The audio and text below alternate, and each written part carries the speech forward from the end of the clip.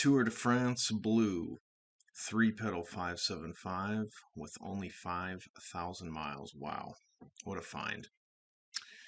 Ladies and gentlemen, this might be one of the nicest condition 575s with 3 pedals remaining on the market right now.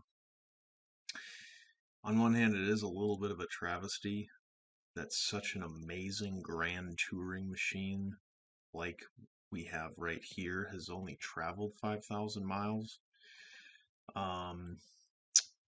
Because these cars, let's face it, these were some of the last Ferraris that could be driven extensively with honestly pretty reasonable maintenance costs. Unlike some of the Ferraris of yesteryear, i.e. 355, which required expensive and extensive engine out service every 5 years to change the cam belts. This car right here, the cam belts can be changed while it's still in the chassis, and therefore reducing the labor time by about a third compared to some of the mid-engine V8 cars of yesteryear.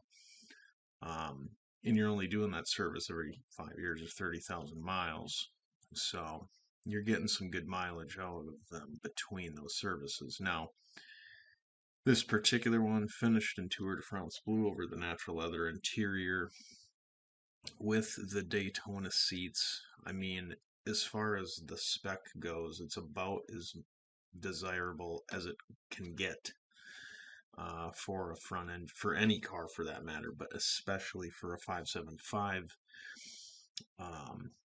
The Daytona seats providing increased lateral support with the deeper bolsters. If I'm not mistaken, it was about a $10,000 option, and there's a lot of cars out there. There's a lot of 550, 575s that have the standard seats, whereas the Daytonas definitely just take it over the top. Not only for that increased lateral support, but they just simply look better too, wrapped in that absolutely succulent Connolly leather. Now, a 508 horsepower V12. You would think from the factory, well, this thing's going to sound, pretty mean, pretty aggressive, right? Well, you're sadly mistaken. And one of the reasons, as a matter of fact, why Tubi and Quicksilver were so highly recruited to increase the level of sound emanated from that beautiful V12 with 48 valves. This one is equipped with a catback system. I'm not sure if it's Tubi or Quicksilver, but those are the two most prevalent brands that I see equipped on both 550 and 575s, and so I'd have to reason to believe that it's one of those two.